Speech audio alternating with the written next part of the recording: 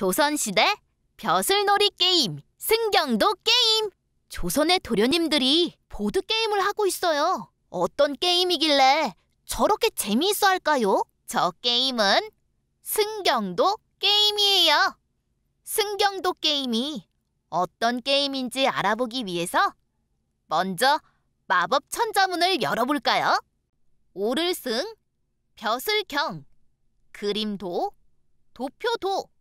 벼슬에 오르는 도표라고 해석되는 조선시대 양반들이 즐겨 놀았던 보드게임으로 누가 먼저 관직에 오르는지를 놓고 겨루는 게임이에요.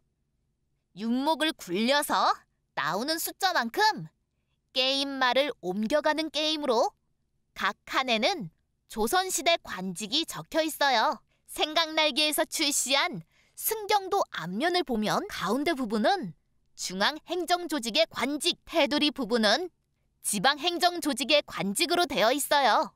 뒷면에는 중앙행정조직과 지방행정조직으로 되어 있어요. 앞, 뒷면을 펼쳐놓고 비교해보며 게임을 하면 조선시대 관직에 대해 이해가 더 잘 되겠죠? 어떤 게임인지 알아봤으니 게임에 대해 알아볼까요? 참여하는 사람의 숫자는 제한이 없으나 보통 2명에서 5명 정도가 가장 적당해요. 개인별로 하기도 하고 편을 짜서 팀으로 해도 좋아요. 참여팀을 정했으면 윤목과 게임말을 만들어주세요. 윤목 만들기는 생각날기 유튜브 채널이나 생각날기 홈페이지를 보세요. 이제 관직 칸을 살펴볼게요. 1번은 칸의 번호, 2번은 관직과 역할, 3번은 이동할 칸의 숫자, 4번은 관직의 품계가 적혀 있어요. 윤목과 칸에 대해서 알아봤으니 게임을 시작해 볼까요? 먼저 게임말을 모두 인문에 놓아주세요. 인문에서는 문과, 무과, 은일, 남행, 군졸 칸으로만 갈 수 있는데 게임에서 문과와 은일 출신은 높은 관직까지 갈 수 있어요. 허나 무과 출신은 무관이 되어 아주 높은 관직까지는 갈 수 없어요. 더 안 좋은 것은 요즘 말로 낙하산 출신인 남행과 군졸은 낮은 관직에 머물러야 해요. 이처럼 첫 번째 굴린 결과에 따라 신분이 결정되니 처음에 어디로 결정되는지가 무척 중요하겠죠? 그래서 승경도 게임을 하다 보면 인생을 느낄 수 있다고 해요. 이제 윤목을 굴려볼까요? 윤목을 굴려서 윤목 모서리에 파인 홈의 개수에 맞는 숫자를 찾아보세요. 윤목 대신 유추로 사용할 경우에는 도, 개, 걸, 윷, 모를 찾아보세요. 맞는 숫자를 찾았으면 숫자 칸의 지시대로 다음 칸으로 이동하세요. 이렇게 칸을 이동하다가 52번 사계장 칸이나 53번 봉조화 칸에 도착하면 승리하는 거예요. 칸의 설명만 잘 알고 있으면 간단하죠? 이제 칸마다 있는 특수 기능에 대해 알아볼게요. 윤목을 굴려서 1이 나오면 쉴, 휴라고 적혀있는 한 번 쉬는 칸에 걸리기도 하고 파직을 당하거나 청백리가 돼서 상을 받을 수도 있어요. 청백리에게 주는 상은 게임 참여자들이 결정하세요.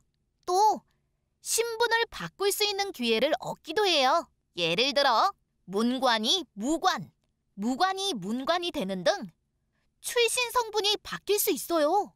89번 사약칸에 가면 게임을 더 이상 진행할 수 없어요. 제일 복잡한 별칸을 볼게요. 별칸은 관직의 역할을 잘 이해할 수 있도록 관직이 가지고 있는 권한을 특수 기능으로 넣었어요. 그러니 게임이 익숙해진 후 별칸의 기능을 적용하세요. 별칸의 기능을 알아볼게요. 별 1이 있는 2조 정랑은 3사의 관리를 추천하는 인사권을 가진 관직이에요. 그래서 참여팀의 게임말 중 하나를 골라서 3사의 관직 칸으로 이동시키거나 3사의 관직에 있는 말을 파직시킬 수 있게 했어요. 2조 정랑은 조선의 붕당 정치가 심화되는 원인을 가져온 관직이니 꼭 기억하세요. 별 2가 있는 대사관은 임금에게 옳은 말을 하는 관직이고 별 3이 있는 대사헌은 관리를 감독하는 관직이에요. 이 두 기관을 양사라고 하는데 양사칸에 걸리면 양사법을 쓰게 했어요. 양사법은 참여팀 중 한 명을 지목해서 1에서 5까지 숫자를 정해주고 지목된 사람이 윤목을 굴릴 때 정해진 숫자가 나와야 다른 칸으로 이동할 수 있는 규칙이에요. 별 4가 있는 지의금 부사는 왕명을 받들여 죄신을 신문하고 재판하는 관직이에요. 그래서 정 3품 이상의 관직에 있는 게임말 중 하나를 골라 87번 안치칸에 보낼 수 있도록 했어요. 별 5가 있는 2조 판서는 문관의 인사를 담당하는 2조의 최고 관직이에요. 그래서 게임말 중 하나를 골라 문관 내에서 마음대로 이동시키도록 했어요. 별 6이 있는 대제학은 학문을 바르게 평가하고 시험 출제와 답안 채점을 주관하는 관직이에요. 그래서 문관 게임말 중 하나를 골라 86번 파직칸으로 보내도록 했어요. 별 7이 있는 병조판서는 군사와 관련된 일을 하는 병조의 최고 관직이에요. 그래서 무관에 있는 게임말 중 하나를 골라 무관 내에서 마음대로 이동시킬 수 있게 했어요. 별 8이 있는 암행어사는 임금의 명을 받아 지방 목민관을 감시하는 관직이에요. 그래서 지방직에 있는 게임말 중 하나를 골라 86번 파직칸으로 보내도록 했어요. 별 9가 있는 상소는 선비가 임금에게 나란 일에 대한 자신의 의견을 올리는 것이라 중앙직에 있는 게임말 중 하나를 골라 낮은 관직칸으로 보내도록 했어요. 좀 복잡하죠? 그래도 게임을 하며 고난을 익히면 한국사 공부할 때 많은 도움이 될 거예요. 이번에는 생각날기에서 출시된 승경도 보드판을 활용하는 팁을 알려드릴게요.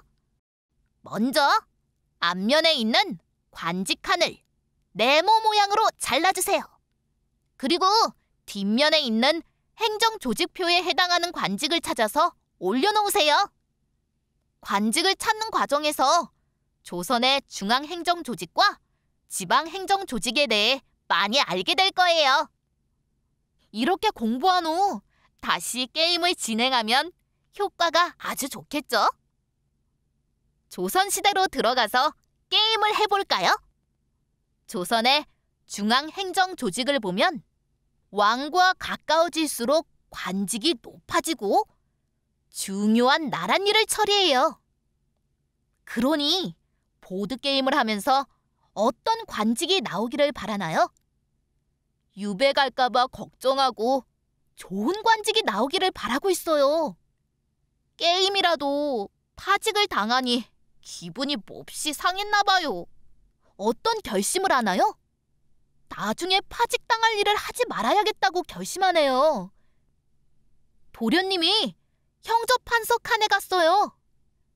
형조판서는 법률과 소송을 담당하고 형벌을 내리던 형조의 우두머리 관직이에요. 지금의 법무부 장관과 비슷한 일을 하죠? 무척 신나하면서 뭐라고 하나요? 내가 정말 형조판서가 된다면 권세만 믿고 횡포를 부리는 양반들을 엄격하게 다스릴 거야! 라고 하네요. 이번엔 대사관 칸으로 갔어요. 대사관은 사관원의 으뜸 벼슬로 임금에게 옳은 말을 하고 상소를 올리던 관직이에요. 대사관 칸에 도착해서 내가 대사관이 된다면 임금님이 바른 정치를 펴서 백성들이 좀 더 행복하게 살 수 있도록 할 거야. 나는 꿈을 꾸네요. 풍기 군수 칸으로 갔어요. 풍기 군수는 경상도의 풍기군을 다스리던 지방 수령이에요. 내가 목민관이 된다면 백성들의 살림을 살찌우고 억울한 일을 덜 당하는 세상을 만들 거야. 라는 꿈을 꾸네요. 저런 목민관만 있다면 어떤 세상이 될까요? 이처럼 양반의 자제들이 승경도 게임을 하며 자연스럽게 벼슬과 품계를 익히고 미래의 꿈을 키웠다고 해요. 이순신 장군도 전란 중에 틈이 나면 부하들과 승경도 놀이를 즐겼다고 하니 옛날이나 지금이나 놀이를 통해 배우는 것이 효과가 더 좋은 것 같죠?